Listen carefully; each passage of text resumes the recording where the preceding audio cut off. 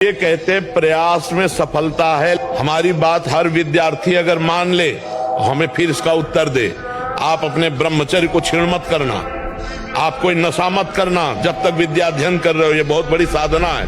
और अगर आप ग्रेजुएट ना हो जाए तो हमें बताना, नहीं तो हमारी एक केवल बात समझ ले, ब्रह्मचर्य छीण होने मत देना और कोई नशा मत करना। फिर आपको देखो अपने आप ब्रह्मचर्य आपको पढ़ाई में न लगा दे तो बताना। आपको सच्ची कहते हैं, इतना ब्रह्मचर्य में ताकत है कि जैसे चतुरासी जी है, ऐसे उल्टा सीधा दोनों तरफ से ग्रंथ याद, अमुक संख्या अमुक संख्या अमुक संख्या अमुक संख्या। सावधान और लगाम खींच इंद्रियों के घोड़ों की, और दिशा बदल देखना इंद्रियों के न घोड़े भगे, रात दिन इनमें संयम के कोड़े लगे। हे नचिकेता खड़ा हो जा, मोह निद्रा से जग जा, क्योंकि ये मार्ग छुरे की धार पर चलना है।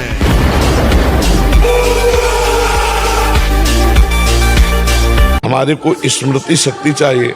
हम आज्ञा चक्र पर एकदम ध्यान करें तो दर्द उत्पन्न हो जाता है, इसलिए कि हमने ब्रह्मचर्य को कहीं समय तक 3 घंटे तक लगातार करने पर होता है। 24 घंटे बच्चा ध्यान हो तो कोई फर्क नहीं पड़ेगा। ब्रह्मचर्य पर ध्यान दो और नासाग्र दृष्टि पहले रखना सीखो। अब जब यहाँ दृष्टि रखोगे तो जोर यहाँ लगेगा आज्ञा चक्र पे, और इसे बर्दाश्त करो।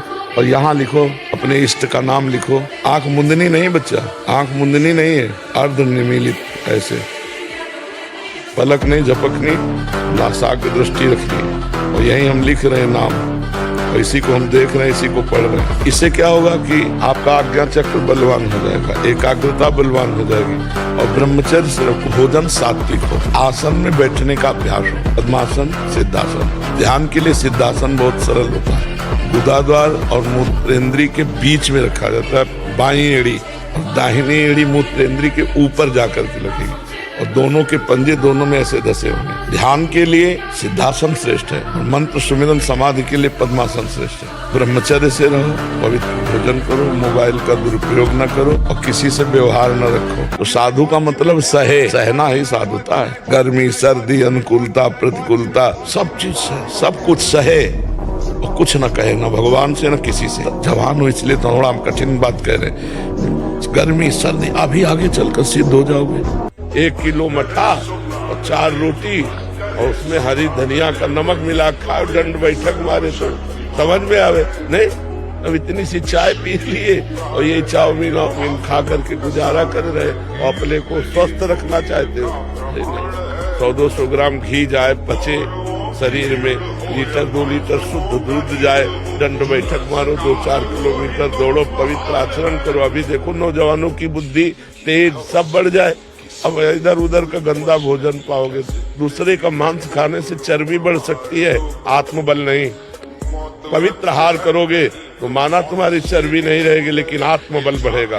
अब ब्रह्मचर्य नहीं रहोगे तो बुद्धि शुद्ध नहीं रहेगी। शरीर को 2-4 घंटे तो इतना श्रम होना चाहिए कि वो एकदम फैल जाए, इतना श्रम होना ही चाहिए ब्रह्मचर्य पचाने के लिए। ब्रह्मचारी हो, बोले ब्रह्मचारी चश्मा लगा, ब्रह्मचारी ब्लड प्रेशर की गोलियां खा रहे, ब्रह्मचारी मच्छर नहीं उड़ रहे ऐसे, और ब्रह्मचारी लारवेरी नाम भले ब्रह्मचारी, भाई हमें तो नहीं पता कि ऐसा भी ब्रह्मचारी हो। ब्रह्मचारी मतलब ज्वलंत शक्ति। इसको वश में करना बहुत अच्छा।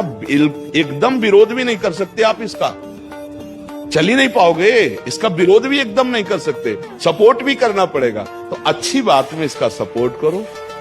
अब कह रहा है जिससे हमें आज मीठा खाना है, ठीक है, तुम्हारी मांग बुरी नहीं है। गए किसी अच्छी दुकान से लिया, ठाकुर जी को भोग लगाया, खाली, तो उसका सपोर्ट हो गया। अब वो बुरी बात कह रहा है, अब नहीं मानूंगा। उस समय जो जलन उसे सह जाओ, बस यही साधना का है। मन को अगर अधीन कर लिया तो बात बन गई। नींद को दूर करने का उपाय क्या है? पहला उपाय, जब आप जप और ध्यान करें उस समय कठोर आसन होना चाहिए, सिद्धासन या पद्मासन। अब लगाओ पद्मासन, नींद आ जाए तो हमें बता दें। जब आपका जप शुरू हो और आपको नींद आने लगे तो खड़े होने, खड़े होने में भी, चलते चलते भी नींद आने लगे। अगर इतने पर भी नींद ना आते तो भी नाम कीर्तन करना, गुण कीर्तन करना, पद गाने, लेकिन नींद को बर्दाश्त मत करो। दूसरा, अपने इष्ट देव के चित्र को अपने पास रखो। और बार बार उसे दे, ये बहुत लाभदायक होता है नवीन साधक के लिए। तीसरी बात, रो भगवान से, प्रभु मुझे नींद बहुत सता रही, कृपा करो भजन में प्रीति हो। चौथा, 2-4 साधक एक साथ बैठ कर भजन करो और एक दो आपस में कह दो कि अगर हमें नींद आवे हमारी चुटकी काट देना, हमारे ऊपर जल डाल देना, एक दूसरे को ऐसा, और एक दूसरे का भय। और बड़ी खास बात है कि जब हम झुक कर बैठते हैं तो सुषुम्ना नाड़ी बंद हो जाती है, उससे प्रमाद, नींद, गलत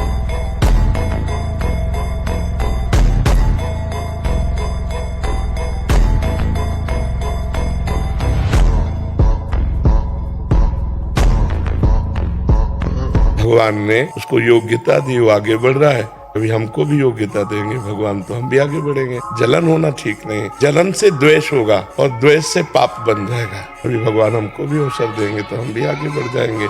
ईर्ष्या करना उचित नहीं, जलन करना उचित नहीं, इससे तो फिर अपना पतन हो जाएगा, अपना उत्साह क्षीण हो जाएगा। अपने हृदय की जलन अपने को डाउन कर देगी। अपने को उत्साह बढ़ाना है, अपने को अभ्यास बढ़ाना है। हमको किसी के प्रति जलन नहीं होनी चाहिए। अगर हमसे कोई जलन करता है, वाहेगुरु हमारे साथ, एक बाल भी नहीं उखाड़ सकता कोई।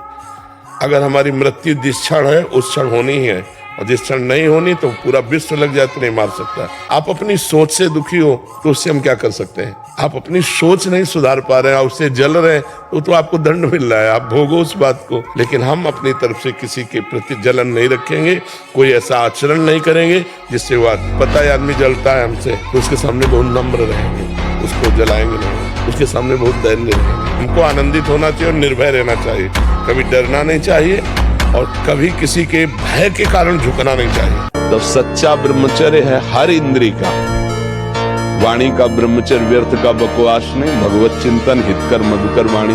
नेत्रेंद्री का ब्रह्मचर्य सब में भगवत भाव देखना, कहीं कोई काम आदि की चेष्टा को ना देखना। श्रवणेंद्री का भगवत चर्चा सुनना, शास्त्र चर्चा सुनना, व्यर्थ की बातें ना सुनना। ऐसे हर इंद्री का ब्रह्मचर्य हो जाएगा तो ब्रह्मचर्य का मतलब ब्रह्म में ही स्थित महापुरुष। देने वाले भगवान को कैसे देते आप जान नहीं पाओगे, और फिर हटाने वाले भी वही कैसे हटा देंगे ये भी नहीं जान पाओ। बड़े बड़े ऐसे बिक गए, फुटपाथ में आ गए, और एक साधारण आदमी ऐसे चढ़ गया कि जहां तुम पहुंच ही नहीं सकते हो। ये उनका खेल भगवान। और जब ब्रह्मचर्य रहा जाता है तो उसको सुविधा माया देती है ब्रह्मचर्य नष्ट करने की।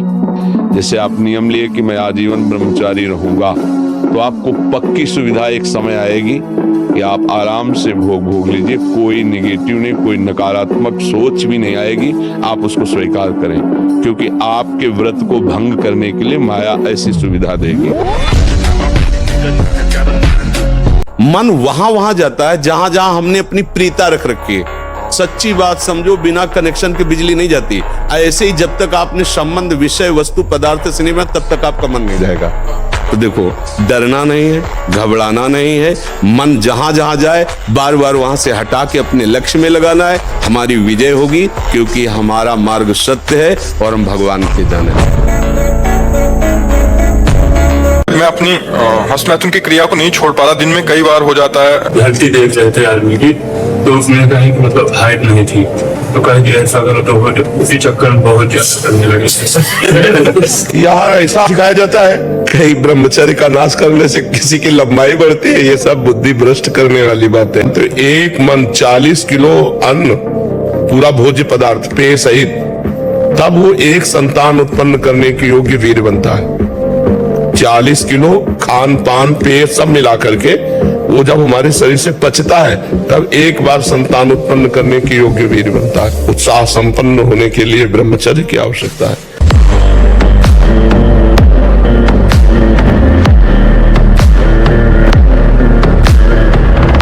गाड़ी हो, मर्सिडीज हो, और डीजल पेट्रोल मत डालिए, तो धक्के लगा के चलाना पड़ेगा। अब अपने जीवन का डीजल पेट्रोल है ब्रह्मचर्य, और उसको तो बर्बाद कर रहे हैं अपने लोग।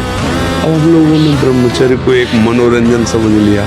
अभी आप 1 साल ब्रह्मचर्य रहिए, आप फिर देखिए आपके विचार कैसे होते हैं, आपके शरीर में कैसी ऊर्जा होती है, आपका प्रतिज्ञा, आपके वचन, आपकी चेष्टा, आपकी क्रियाएं कितनी मतलब पवित्र और साफ स्वच्छ एकाग्र। ब्रह्मचर्य बहुत जोर का ये यम है। ब्रह्मचर्य के बिना जीवन मृत है, मृत जीवन। ब्रह्मचर्य अमृत है। मन, वाणी, शरीर बड़ा भारी इनका साधना में योग है। अष्ट प्रकार के मैथुनों का सर्वथा त्यागी ही ब्रह्मचारी कहा जाता है। जिसको ब्रह्मचर्य धारण करना है, ध्यान देकर सुनिए। सबसे पहला कार्य उसकी दिनचर्या में, चाहे बच्चा हो, चाहे जवान हो, या जो कोई भी हो, सूर्य उदय के पहले रात्रि के चौथे प्रहर में ही जाग जाना चाहिए। अपने तो अर्धरात्रि के बाद ही जाग जाते हैं। चौथे प्रहर में प्रातः 4 बजे बिल्कुल जग जाना चाहिए। और जो 8-10 बजे तक सोता है, वो कोई भी हो, ब्रह्मचारी रह ही नहीं सकता, ब्रह्मचर्य रह ही नहीं सकता। वो स्वप्न दोष का शिकार होगा, वो नाना प्रकार की कुचेष्टाओं का शिकार होगा पक्का। क्योंकि बुद्धि को सत्य प्रकाश की तरफ प्रेरित करने वाले भगवान भुवन भास्कर हैं। वो पधार रहे हो, आप सो रहे हो सैया पे, आपकी आयु, श्री, कीर्ति, बल सब नष्ट होगा। क्या मुर्दे जैसा जीवन, जो इंद्री जैसा चाहे वैसा डाउन कर दे, जैसा चाहे वो हमें शोक दे दे, दुख दे। थोड़ा सा साहसी बनो, तुम भगवान के अंश हो, तुम कुछ भी कर सकते हो, कुछ भी।